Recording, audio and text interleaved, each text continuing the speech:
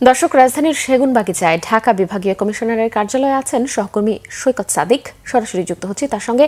সৈকত, প্রতীক বরাদ্দের বিষয়ে সর্বশেষ কি তথ্য আছে আপনার কাছে এবং প্রতীক পেয়ে প্রার্থীদের প্রতিক্রিয়া কি আমাদের জানান।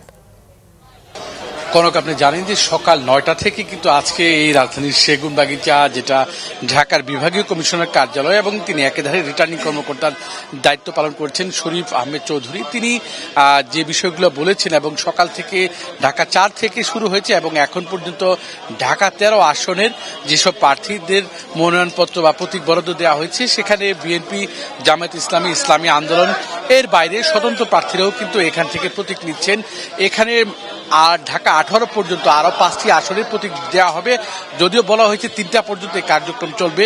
সব মিলিয়ে বলা চলে যে উৎসবমুখর পরিবেশে কিন্তু এখানেই প্রতীক দেওয়া হচ্ছে। নির্বাচনে যারা প্রার্থী তারা আসছেন বা তাদের প্রতিনিধি যারা তারা আসছেন এবং এখান থেকে তারা প্রতীক নিয়ে যাচ্ছেন, এবং বিএনপি প্রার্থী তারা সবাই জয়ের ব্যাপারে আশাবাদ ব্যক্ত করেছেন এবং নির্বাচনী মাঠ নিয়ে কথা বলেছেন, কিভাবে তারা প্রচারণা চালাবেন সে বিষয়ে কথা বলেছেন। এর বাইরে জামাত ইসলাম বা এনসিপি তারাও নির্বাচনী প্রচারণা শুরু করবেন আগামীকাল থেকে আনুষ্ঠানিকভাবে। তবে তারা কিছু অভিযোগও তুলে ধরেছেন। তারা বলছেন যে এখন পর্যন্ত নির্বাচনী যে লেভেল প্লেইং ফিল্ড সেটা এখনো তৈরি হয়নি, সেজন্য তারা নির্বাচন কমিশনের কাছে, সরকারের কাছে তারা দাবি জানাবেন। এর বাইরেও তারা বলেছেন যে পেশি শক্তির ব্যাপারটি বলেছেন, অবৈধ অস্ত্র উদ্ধারের কথা বলেছেন, এবং কেউ কেউ বলেছেন যে নির্বাচনী যে প্রার্থীদের বিষয়ে নির্বাচন কমিশন দ্বিমুখী আচরণও করছেন।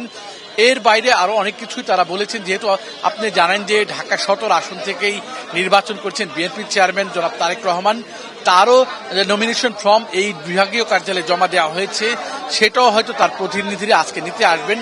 সব মিলে সানজিদ ইসলাম তুলি তিনিও কিছুক্ষণ আগে কথা বলেছেন, তিনিও জয়ের ব্যাপারে আশাবাদ ব্যক্ত করেছেন। ব্যারিস্টার আরমান ঢাকা 11 তার পক্ষে।